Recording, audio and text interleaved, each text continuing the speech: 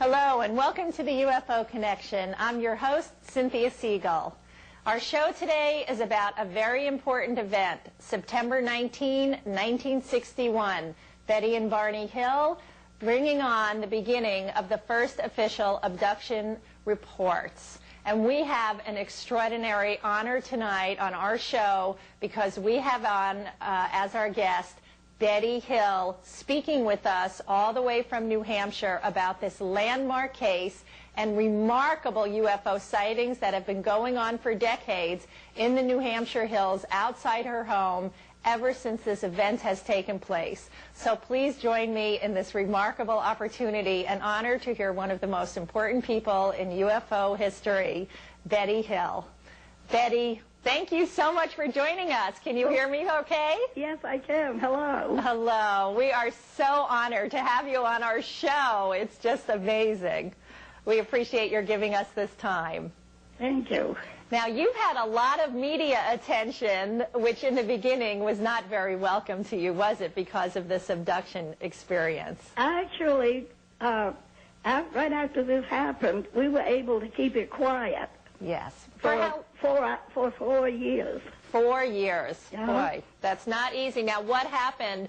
Now, I understand you didn't willingly suddenly go public with this. What was the event? How it became known was an investigative reporter for a Boston newspaper somehow heard about our experience, and it was published on the front pages of this Boston newspaper for 5 days. Wow. Without ever meeting us. We had to go to the store to buy the newspaper to see what was being said. Well, in fact, didn't this reporter approach you asking to interview you, and you refused? Right. He had contacted us.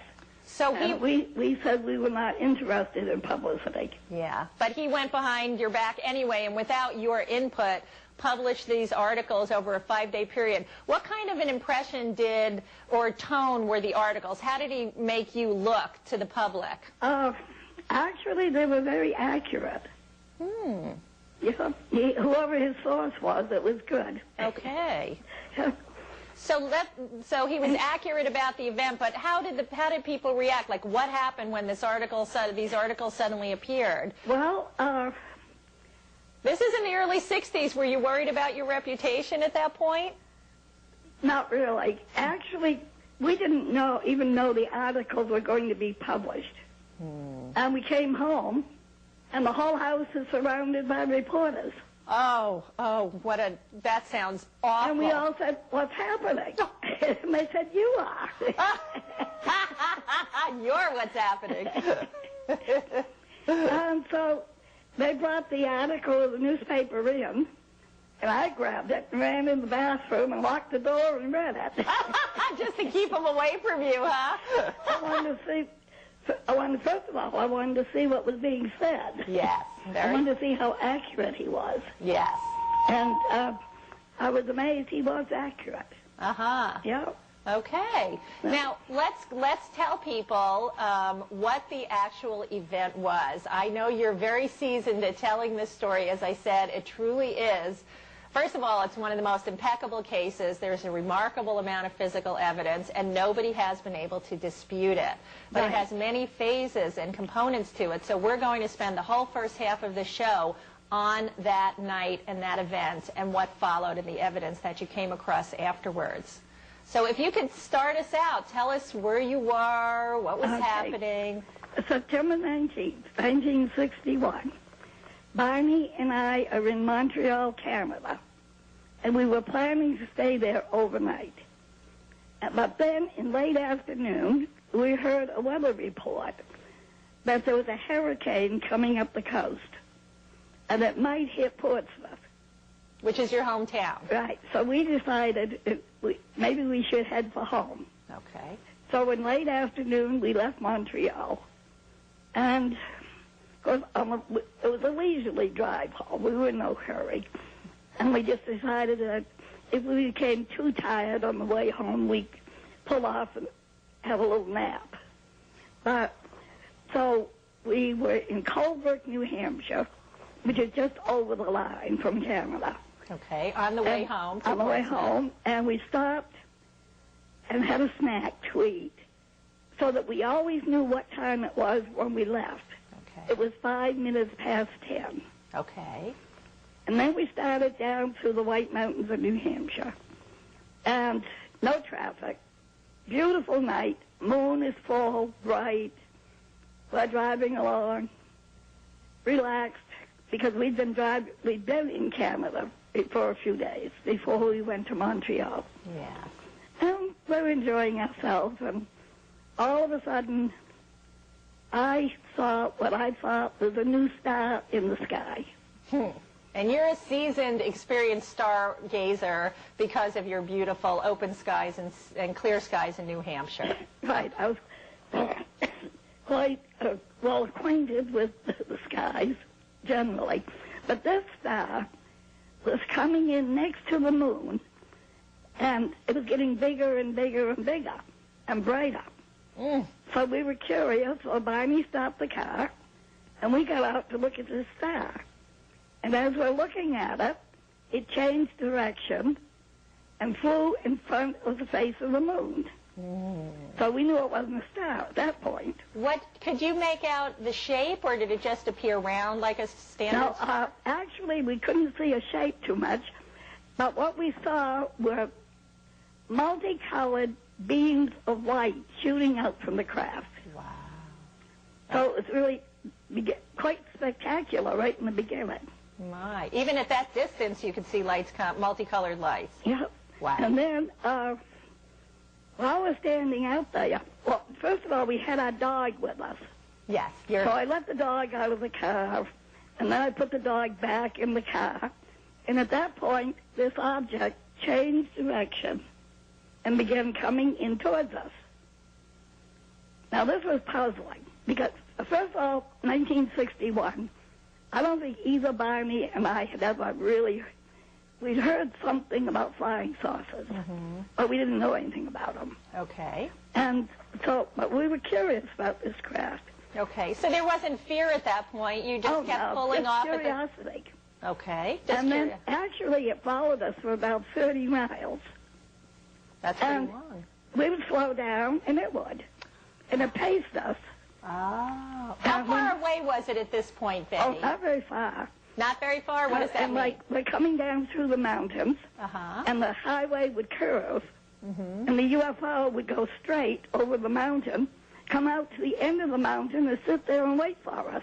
Oh, so it would pause and hover in midair and then start to move again. And when it came up to it, it would start flying beside us. Now, wait, I still need to get an idea of how close we're talking. Are we talking airplane? Oh, no. Or, airplane height or star height or cloud height or... We're talking about, well, let's see, the mountain's probably 4,000 or 5,000 feet. Okay. And I would say the craft was 50, maybe 50 feet above the peaks. Okay. And the mountains, actually, almost the roads, the highways are right there next to the mountains themselves. Yes. You know, there's no space in between. Right. So it was close. And so we got to an area known as Indian Head. Just before we got to Indian Head, this craft now is quite close to us. So we're puzzled. And we have no fear. And I put the window down of the car and waved to it. You waved to the UFO? Yeah. Betty. Well, about a half mile beyond that. Did you get any response? I know that sounds silly, but was there any response? Yeah. What kind of response? Came out over the highway and stopped directly in front of us. So that was the first time? In midair. So it was sort of off to the side, but then after you waved out of the car? Came out in front of us. That's a definite response. That's a definite response. Now remember, Barney had been in the military, World War II. Okay. He's curious. What kind of craft is this? So he's intellectual. He's never seen anything like this before in the military. Well, Barney was also an avid plane watcher as a hobby for himself, wasn't he? Yep. Well, of course, he'd been in the military, World War II. Yeah. And he knew just about everything that flew. Right. So when this craft stopped in midair in front of us, Barney's going to identify it, if possible. So he takes the binoculars, gets out of the car, and walks to under the craft, looking up at it. So you had stopped at the side of the road, and he now starts walking towards this craft? Yeah, and looking up at it, and I'm sitting in the car. Now, how high or low was the craft at this point? It was quite low to the ground at this stage, wasn't I'd say 50 feet. 50 feet above the ground, out in a field. So at this point, it was right over in front of the highway, right in front of us. Oh, this wasn't over the field; it was on the highway. Barney walked towards it. Okay. Then it moved out a short ways out into the field. Okay. And he started walking out into the field towards it. What did you think when you saw him walking straight for this UFO that's only 50 feet off the ground? Well, I was wondering if he could identify it. You weren't worried at all at that point? No. Okay. No fears, no nothing. You both are very intellectually curious. So, and as Barney walks towards it, he's looking up through the binoculars, and he sees a light, like a big picture window, lighted, and he sees this group of men standing behind the window, looking down at him. Okay, so he sees beings on board this craft, several of them, looking out the window right at him on the ground, right, looking back through binoculars. And as he's watching, one of these men reached behind him, and it was like a panel on the wall, and he was moving levers up and down. And at that point, the craft started to descend. And as it did, a sort of a narrow wing came out on each side, yes, with a red light at the end of the wing. So wings emerged suddenly. Yeah. Okay. And at this point, Barney knew it was something he'd never seen before. And he had the feeling that they were coming down, they were trying to capture him. Now let's stop for 1 second there. The beings he saw on the craft, did they look like normal human beings? Well, from what he could see, he assumed they were normal. He did at that stage? Yeah. Okay, because we do have sketches we can show the audience that they, as he got a closer look, looked pretty different. Okay, please go on. This is riveting. So, as the craft begins to descend, he becomes frightened, runs back to the car, yelling that they were trying to capture him. And we had to get out of there. Yes. So, now, he had something happen with the binocular strap, this heavy, thick leather binocular strap around his neck. We didn't realize it at the time, but when he pulled the binoculars down from his eyes, he did it with such force that it actually broke the strap around his neck. And he actually had a sore neck for several days afterwards from that, didn't he? Right. Okay, all right. So he's running back to the car. Originally, he's out of sound shot from you because of being so far away. Were you trying to call out to him at all while he was in the field? Even though you said you weren't worried about him, did you try to call after him while he was out in the field? When the craft started to come down, I yelled to him. Okay. I'm yelling out, get back in the car. I begin to sense danger at that point. Oh, you too? Okay. Right. All right. So something shifted. At first you were curious and calm. Then you both started to get worried. And he came back to the car yelling, they're going to capture us, in a very high state of fear and anxiety. Right. Okay. What happens now? So we went speeding down the highway. And we just got a short distance when we heard a strange beeping sound. Can you imitate that at all? No, not really. No. It was sort of tinny, but it was like beep, beep, beep, beep, beep, beep, beep, like that. Okay, and the whole car vibrated. Was this painful or uncomfortable, the level of vibration? No, it was just curiosity. Okay. What's happening? Okay. And at that point, I put the window down and put my head out to see if I could see what was happening. And what did you see? And at that point, the UFO went over the roof of the car. Now, and then I lost it. I couldn't see it. Now, did you actually see the UFO, or was it that you couldn't see the stars suddenly and assumed it? Well, it blocks the sky, and I could see the bottom of it. Could you see any markings or anything on the bottom of the UFO that stands out in your mind? No markings. Okay, so you heard a beeping coming from the back trunk area of your car. Then you look out the window and see the UFO directly overhead. How low was it, Betty? Oh, just barely missing the roof. Oh, how large did it seem to you? That must have been unbelievable. Oh, it was fairly large, because later, when we went back, we actually took measurements. And what was the measurement you came up with? Excuse me. Oh, the craft was approximately 60 feet wide. 60. Between 60 and 65. I would not want a 60-foot craft flying just inches above my car. That is very alarming, to say the least. And not only that, missing the trees on both sides. Oh, that's right. That's true. Mountainous roads in New Hampshire are highly treacherous. Oh, for goodness sake. So Barney is probably driving a bit wildly and fast with this UFO practically landing on your roof. Yep. You're both a bit panicked. What happens now? But then we calmed right down. Huh. And we were watching, and we couldn't find the UFO. It was gone. And we said, well, they're gone. Okay. Well, then about 30 miles south, Barney turns off the main highway onto a secondary road. Was this where you planned to go? No. No. Onto another little narrow road. Now, he did this kind of abruptly, didn't he? Did it kind of startle you that... Well, you see, I really didn't question it too much, because when Barney was traveling, he always studied maps, and he knew every shortcut there was. So you trusted So I just assumed this is a shortcut. Okay.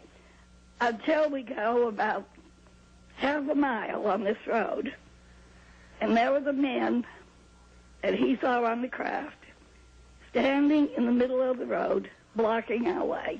So there's one particular being that he saw on the craft when it was over the field, who now he recognized was the same one, is standing in the middle of the road, and the craft is where? On the ground. On the ground behind the being. Yep. In front of your car. In front of the car. Blocking your drive. Yep. Now what did you feel? Well, the motor of the car died. Oh, and at that moment, I will admit that both Barney and I panicked. Oh, dear. Oh, dear. Here we are alone, back mountain road, and here are these men. We don't know who they are. Okay. Then they separated, came up in two groups, took us out of the car. How many were there? Altogether, 11. 11. Yep. So 5 came up to you, 5 or 6 came up to Barney. Yep. And how did you stay in the car? No. Actually, when I saw them coming up, I sensed danger. I opened the car door, and I was going to get out and try and run and hide in the woods. Okay. But I didn't make it. I just got the door open, just started to get out, and they were standing right there in the doorway blocking my way. Huh. Oh, dear. At that point, I went, it was like a loss of memory. It was, for a couple of minutes, I couldn't remember what was happening. And whatever this was, I brought myself out of it. And we're walking in a path in the woods. Okay. Now, I'm fully conscious, but Barney, they have Barney under some kind of control. And he's having trouble walking. And they're more or less dragging him along. Now, are his feet dragging behind him? Yeah. Sort of like the tops of his shoes are dragging and scraping along the ground as they're these... Yeah, and of course, later the tops of his shoes were all scuffed. Okay. Now, how tall are these beings? They were about my height. And how tall are you, Betty? 5 foot. So they were shorter than the average male at that time?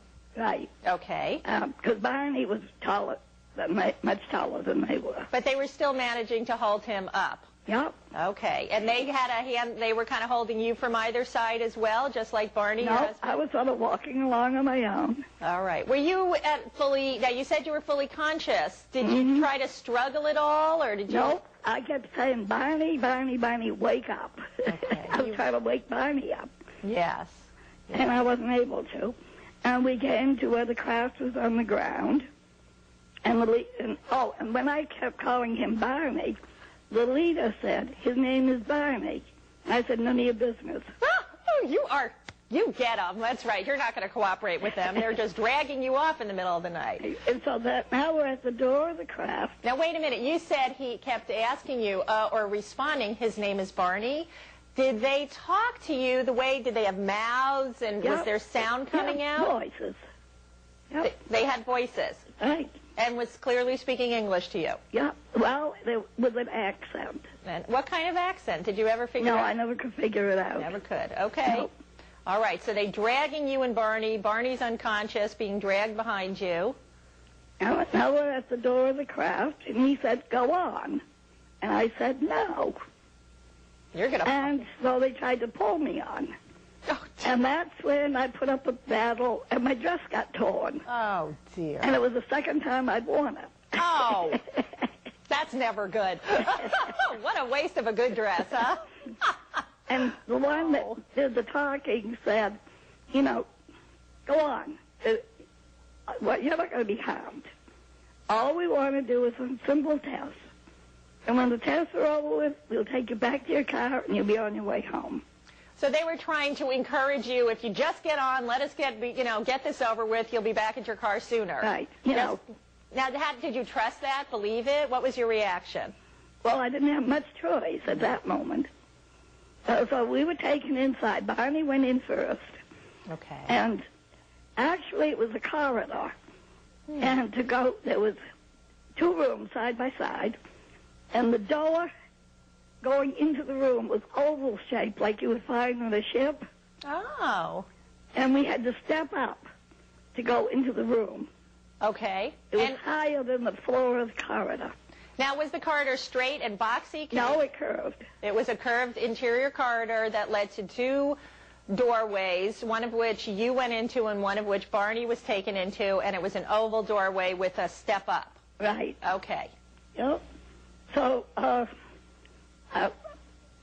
so I went in, and there was, the man who spoke English, we called him the leader. Okay. And he said they wanted to do some tests, simple tests. And then the man, this other man came in, and we called him the examiner because he did the testing. Okay. And then the 9 others stayed out in the corridor. Oh, So we called them the crew members. Okay. For purposes of identification. Now, why do you think you and Barney were in separate rooms? Why? Yeah. I questioned that, and he said they could only do testing of 1 at a time. So they would test me, and then they'd go into the next room where Barney was. Okay. Which is what happened. Okay. So if they brought you in at the same time, they'd be taking turns with you. So this was faster. Yes. Okay. They only had equipment for 1 person. Oh, okay. At a time. Was that more alarming to you to be separated from Barney at that stage? Nope. No? Nope. See, it's a new situation. You know, I'm playing it by ear. I don't know what's going to happen. Sure. For all I know, they might roast me for lunch. It's not a very funny thought, actually. That's kind of how terrified were you at that time? Well, after I got inside, then I got over being afraid.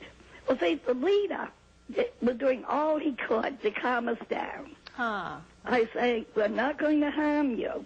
Okay. We just want to find out how you were like us and different from us. Oh, really? Okay. And then, as soon as we find that out, we're going to take you back to the car. Okay. Interesting. Yeah. Did you think these were beings from another planet or galaxy or another world at that stage? Oh, yeah. Yeah, no question in your mind. No question. All right, so that made sense. These were astronauts from another solar system. All right. I was beginning to become impressed. I was getting over my fears, and I've got a lot of curiosity now. Uh-huh. Yeah. Now, what was in that room that they brought you into? Because you didn't actually see the inside of Barney's room, but what... No, but later we found out they were the same. Okay, because of descriptions later. Yeah. Actually, the rooms were pie-shaped, like a piece of pie. Oh, that makes sense if it was a round craft, huh? Right. And okay. The lighting was all indirect lighting, ceiling and walls. Okay. And it was a bright blue light, very, very bright. And there was like a little table and a stool. And was the table large enough for a normal adult human to fit on? No. Barney's legs were hanging over the edge. Oh, my. Okay. So it was a shorter table than you would expect. Right. Okay. Yep. And then there was a cabinet. Huh. And then there was some of the equipment they used. It was on the wall. They just slid these doors back, and the equipment was sort of built into the wall. Huh. Okay. So they kind of reached up, took it off the wall, and then brought it over to where... No, they just slid the doors back. Slid the door back. Oh, yeah. Okay. All right. So, now, my examination, first of all, they put me on a stool, and they checked my eyes, ears, nose, throat. They were very interested in my feet. They took samples of my hair. How? Did they cut it? Or pull it out? Or they cut it. They cut it. So they had, was it a scissor like we're familiar with? I don't know. I couldn't see what they, I knew they cut it, but I don't know what they used. And when they looked in your eye, you know when you go to an eye doctor, they have a thing that lights up the inside of your eye or your ear. Did anything look familiar to you? No. No lights. No lights. They just were looking and leaning forward and looking. Yeah. And did any of this hurt at this stage? No. Not yet. Okay. And they also took a scraping of my skin. And then they said they were going to check my nervous system. And they had this equipment in the wall. And they pulled these wires out. And they were touching me. Did that hurt? No. No. So they were touching you, not poking you with wires, and no shocks. They were touching them. Okay. And reading this machine. Oh. Wow. And then he said they were going to do a pregnancy test. Now, how old were you at this stage, by the way, if you don't mind saying? 40. 40. Okay. Yeah. All right. So they're going to do a pregnancy test. And this is when he tried to put a needle-like instrument in my navel, which caused pain, so he stopped doing it.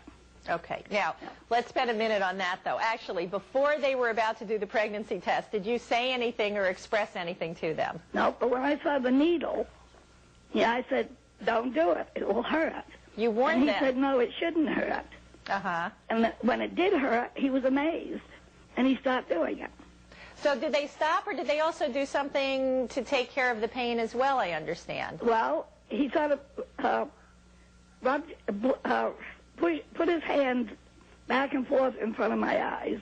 Huh. And that stopped the pain. So not only did they pull out, even after they pulled the needle out, it still was very painful. He waved his hand in front of your eyes a few times, and all the pain went away. Right. And what feeling did you have after they had done this intrusive procedure, even though they stopped when you expressed pain? Well, at that point, my exam was over with, and the examiner went into the next room to give Barney his exam.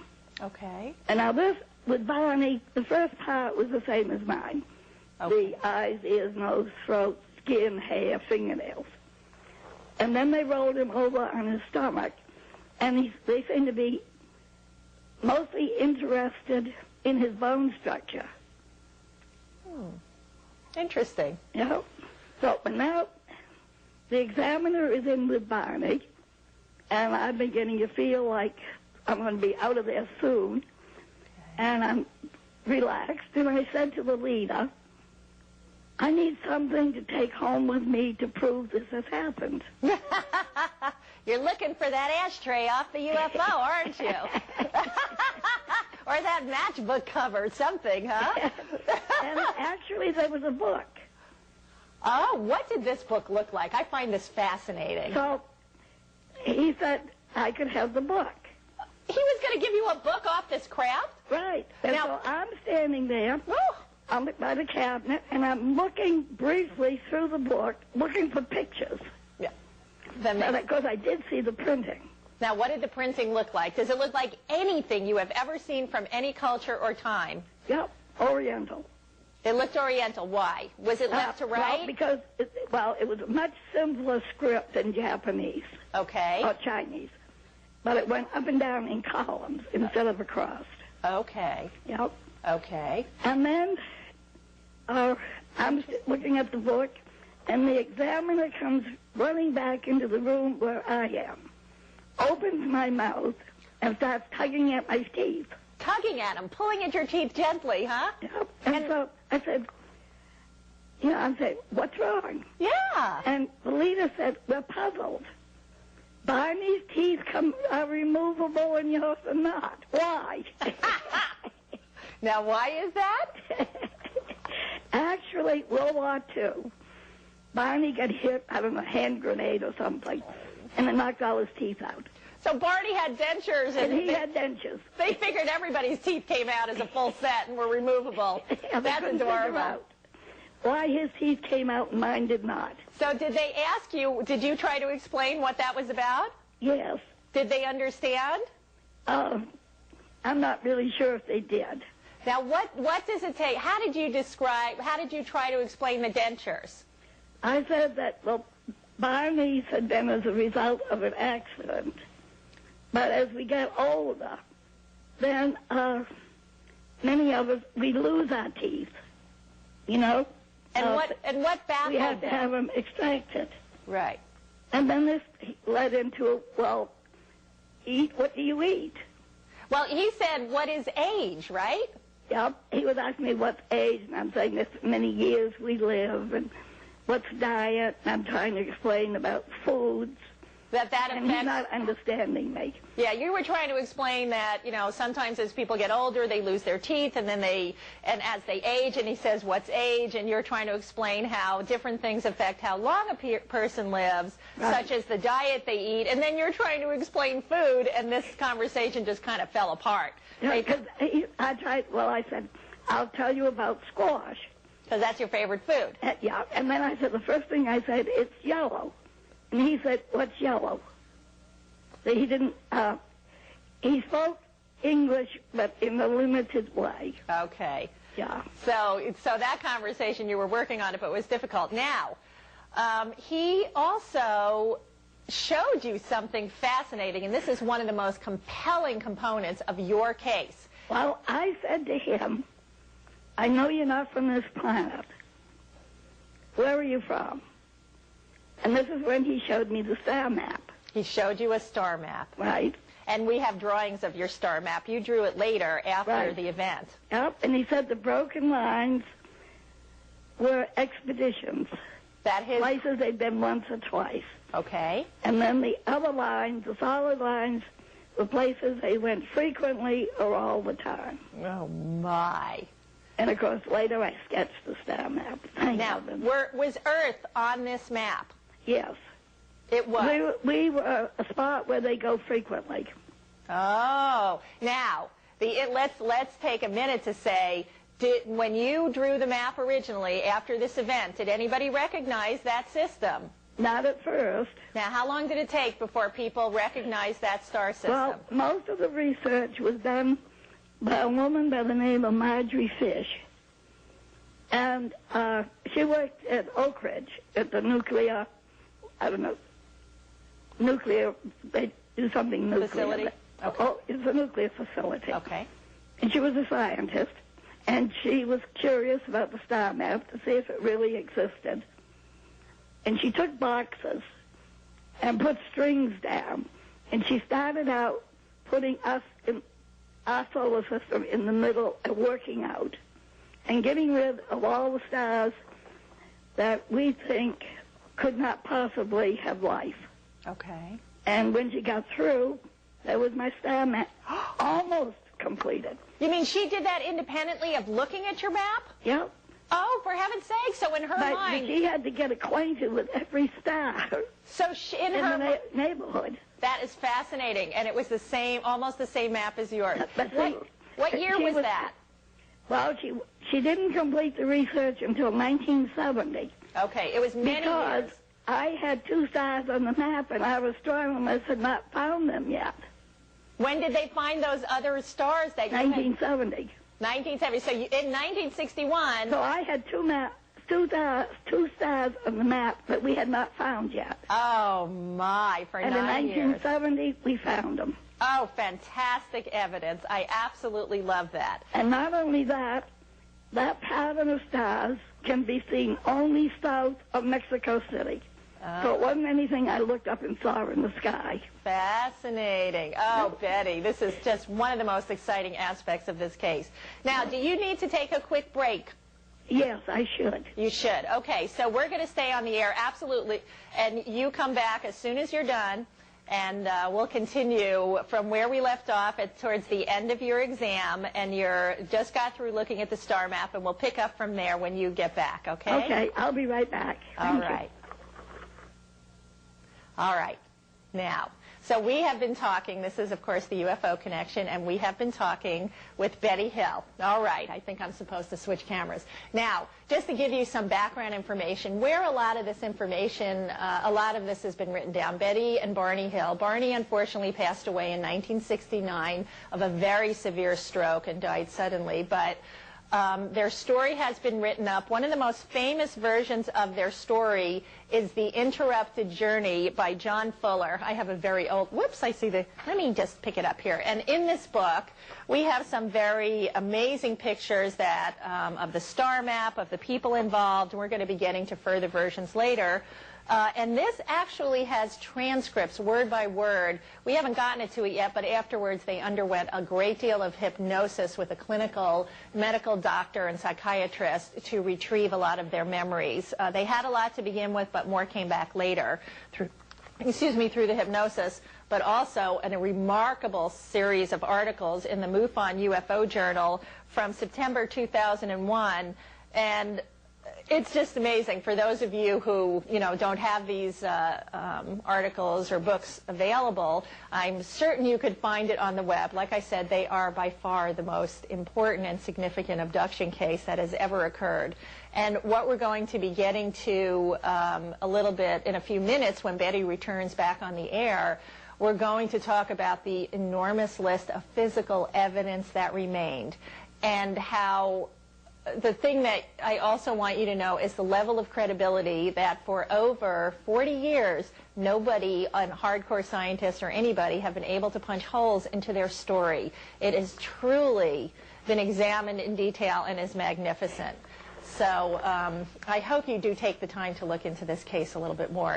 It's if you haven't, I'm sure a lot of our viewers, being so savvy, have, but if you haven't, it's just to get the level of detail. I've immersed myself recently in the case, and it's absolutely fascinating. So basically what we're doing now is waiting for Betty Hill. I'm back. She's back. Yes. Hi, Betty. Thank you. Good. I'm sitting on the edge of my seat. I want to hear more. Okay. Can we pick up right where we left off? You're on the craft. You've just been shown the star map. You're done with your physical exam, and you're holding this book. Does it have pages like we have in normal books with a thick cover and normal paper-feeling pages? It was very similar to an encyclopedia. So only the pages were very, very smooth and stiff. Okay. And what color were the pages and the ink or the writing on it? White with black print. Same as our books. Yeah. Okay. Yep. Have you ever written down any of the letters or words or symbols that you saw in that book? Oh, I did years ago. Oh. I'm very involved in archaeology, and anytime I see any ancient writings, I check it out. No success. No success. Have you shown it to other linguists? Oh, yeah. Several people have worked on it. And has anybody ever said it looks somewhat like this, or is anybody... Nope. Totally unfamiliar. Still looking. Very interesting. Yep. Okay, so now you're holding this book. Yep, and I'm ready to... After I saw the star map and all, they brought they're bringing Barney out of the room. And how does he look And he's now? leaving the craft, so I pick up the book, and I start to go out behind him. when the crew members start yelling. Now, And did they they make objected to my having the book. Now, did they make actual sounds? Oh, yeah. What They kind were of- mad. You could tell from the tone of the voice they were furious. Were they using words or... Well, I couldn't understand what they were. They had a language of their own. I know in the book it was described as like humming almost, but Almost like a humming sound. almost yeah. like a humming. Okay. Yep. So they're Anyway, all. So the leader took the book back. Oh, what did he say, or what did you say? Oh, I became angry at first. Yeah. And then he said he would walk part of the way back to the car with me. He said, I have to take the book back because the crew He said- members don't want you to remember or have. He Don't. said, I have no objections to you having your book, the book, but they do. So it's obviously a community agreement Yep. concept among them, even Yep. though he's the leader. So that leading Barney, and then I leave the craft, and the leader starts walking with me, and he gets almost up to the car, and he stops, and he's going to leave. And I said to him, this has been the greatest experience of my life. I have been honored to meet you. I have many friends who would like to meet you. Will you please come back? And he said, I don't know. It's not my decision to make. So even. So I said, well, if you decide to come back, how will I know this? And he said, you will know somehow. Oh. And with that, and then he said, stay by the car, and you'll be far enough away from the craft so that you won't be in any danger when we leave. Oh, interesting. So I went up to the car, and Barney's sitting in the car, and I said, come on, get out, watch him leave. And I picked up the dog, my dog Delcy, a dachshund, Uh-huh. and was standing there. We were watching the craft leave. It becomes surrounded with this red, fiery substance. It looks almost like fire, but it's not. Wow. Lifts out of it, and it dips up. And I'm saying to the dog, Chelsea, look at this. You may be the only dog in the world to see this. And she's scared to death. She's got her head tucked under my arm. Oh. She won't look. Oh. So we got in the car and we come home. Oh. So the whole time you and Barney were on the craft, Delcy, your Dachshund, was In the car. cowering and staying put in the car without you, scared. Right. Okay. Yeah. So you watched, so even though you had been, against your will, both you and Barney dragged out of your car, given a physical exam, underwent some degree of physical pain, you still felt honored to have met them and were hoping to have a future encounter when Right. it was all Why over. didn't we come back? Okay. So No. you watch the craft fly away, you get back in the car, now what happens? We There's drive even home. more. We drive home, and we get home, and Uneventfully you get home, something Yeah. happened. Wasn't there something? no. Wasn't there some missing time or? Oh, well, when we got home, Barney said, gosh, the trip took longer than what it should. About 2 hours longer at Right, least. about 2 hours longer. And then we found the highly polished spots in the trunk of the car, apparently where the beeping sounds had originated. So when you went to look at the trunk of your car, on the surface, there were highly polished, perfectly round surfaces, Yep, like marks or something. shiny spots.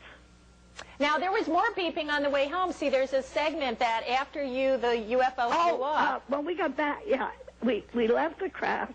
When we got back on the main highway, Okay. they beeped us again. Okay, and And then, this is when I said, I don't know where they're going, but I wish them good luck. now, you had kind of a shift in consciousness as well when that beeping occurred, didn't you? Yep. What would you say your state of consciousness was right after the craft flew away, you were driving, and right after you heard the beep about 30 minutes later? Well, particularly with Barney, he was fully conscious. Okay. But even before that, he was still sort of, how would I put it? He was sort of dazed. Dazed. Yeah. But And when we after- heard the second beeping sound, he was wide awake. Okay, it was like something shifted and this fog or daze or haze was lifted off you instantly from that sound. And then after you got home, there actually were physical marks left on your car. How long did those marks remain on your car? Oh, the marks stayed there for months. Even though you polished and waxed the car, did they always still stand out? They stayed there for months. They stayed there for months. Yeah. Now, did you do any testing on those spots after you got home? Well, we talked with a physicist who said, put a compass around them, see what happens. So you did that the next day after you got home? Right, and the compass was very erratic. Okay, And meaning it reacted differently over those spots than any other place. On the car. Right. And they were spinning wildly when you held it near the polished spots, but not when you moved it a few inches to the side. Right. Yep. Okay. And then the tops of Barney's shoes were scuffed. Now, Barney from what I read, was very meticulous about his appearance and couldn't figure out how the tops of his shoes were scuffed. New shoes. New shoes. Oh, Right. You both lost your wardrobe on this trip. Okay, so his shoes were scuffed. What else? What about your watches? Both our watches had stopped functioning. Now, did they both stop at the exact same time? We don't know. Oh, you can't remember. Because, his watch stopped. Well, your watch stops, and you wind it up, and you set it and try to get it going again. Oh, of course, it's the days. That's what we did, so we never did really know what time. Oh, that's too bad. Yeah. Okay. But, now, what about your dress? okay, now, my dress, I took it off, and I put it in the back of the closet, and about 3 weeks later, I went to get my dress, and it was covered with a pink powdery substance. Did it have a smell to it or anything, or? Not that I noticed. And what was the texture like? Baby powder, like Yeah, it was like I would say sort of like a talcum powder. Okay. But it was pink. Pink. And I put the dress outdoors, and the powder blew away. Oh, goodness. But it left pink stains all over my dress. Now, can you account for what that was? Did they do anything to you during the encounter that you remember them touching you in a certain spot? No. And ever since then, and different labs have tried to analyze. In fact, right now there's an attempt being made to try to analyze what would cause pink stains. We know what would cause blue. The dress was blue. Okay. So we knew what would cause blue stains or gray stains, but no idea what causes pink.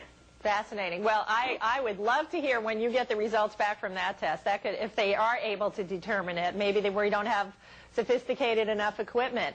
Also, your dress, from struggling, what happened to my dress was torn. Your dress was torn. Yeah. So that dress... It was one of these dresses had the built-in lining.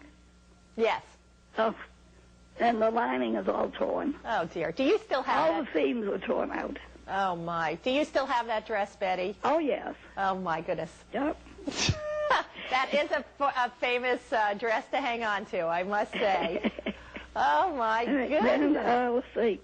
You had so much. When you got home, how did you feel when you first got home? Like, my goodness, what a harrowing experience. You kind of walk in your house late at night, later than you expected. We got home about 5 o'clock in the morning. Oh, my. And actually, we both felt, the only way we could describe it, as contaminated. Huh. So we both took long showers, shampooed our hair and all. Wow. Now, we did not bathe the dog. And I would say 2 weeks afterwards, she had all kinds of skin rashes. Oh, my. I didn't know We that. had her back and forth to the vets for 2 years. Oh, dear. Do you think there was some kind... Whoops, we're having a little feedback here. Do you think that was some kind of radiation exposure or from that pink dust off your dress? I don't know, but whatever it was, she was very uncomfortable. Oh. I mean, she had big boils. Oh, dear. Is that a symptom of radiation exposure? I have no idea. Okay. All and right. the vet didn't know what was doing. He just said she came in something that didn't contact with something that did not agree with her. Yeah. Now, did you or Barney... can we get rid of the feedback in here? Did you or Barney have any illness as a result of your encounter? No, not then. No. No. But then, Good. Now, what about how were your emotions after the fact? As much as you felt good about that encounter, what was your overall emotional state following this event, like over the next few weeks and months? Yeah, well, Barney wanted to forget all about it. He didn't want to talk about it because he couldn't explain it. Kind of like a resistance thing. He just doesn't know what to make of it. Just make it go away. And I was fascinated. Okay. In fact, I reported it to the police. Now, what did the police say? Did they make fun of you? They told me to call Pease Air Force Base and report it. Now, what did they say? So I called Pease Air Force Base. Now, they had a special responsibility in 1961, actually. They were, in fact, collecting UFO reports at the time, weren't they? And, well, they called us back several times. And then one time they said that our phone call was going to another base, not Pease. Okay. And then later, that was the beginning. Now, was there any... From then on, Bonnie and I, every Friday night, we're out at the officers' club. So you got we do all the pilots. Uh-huh. Yep. Now, unfortunately, we're going to run out of time soon, which I can't believe it went that fast. This is just horrible. But tell me, did they find any, did the Air Force or the Air Base have any evidence to corroborate your story? Well, that was another thing we learned, was that they had picked the craft up on radar, had sent up 2 military planes to check it out, and from their report, we know that the craft left at 2:14 a.m. Oh. So the military base, the Air Force Base, picked your craft up on radar, and there's radar evidence that they were, in fact, in the vicinity that you said they were at the time you said they were. Yep. Oh, boy. And they weren't making fun of you at all. In fact, they actually took your case and treated it very seriously, correct? Oh, we were. Well, I had continuing contacts from that time up until the time the base closed, which was, I think, 1986. Mm-hmm. Yep. Wow. Now, you also... And not only that, I used to go at the invitation of the Air Force, used to go around to Air Force bases and lecture on UFOs. You're kidding. You were invited by military Air Force bases to lecture on UFOs? Oh, yeah. Oh, Betty, that's incredible. That is incredible. Good for you. But not only that, after a while, somebody would call to report a UFO, and they'd tell them to call me. Called The Culture of New Hampshire. Just a nice book about the culture of New Hampshire where you live. And you were, go ahead, you were asked to write a chapter? I wrote it on the history of UFOs in New Hampshire. So New Hampshire, you also told me, is very open-minded and accepting about UFOs, aren't they? Right. In fact, the earliest reports that I have go back to 1932, because they had no name for them. They just called them flying things. Okay. And they were seen about every 2 years, up until World War II. Wow.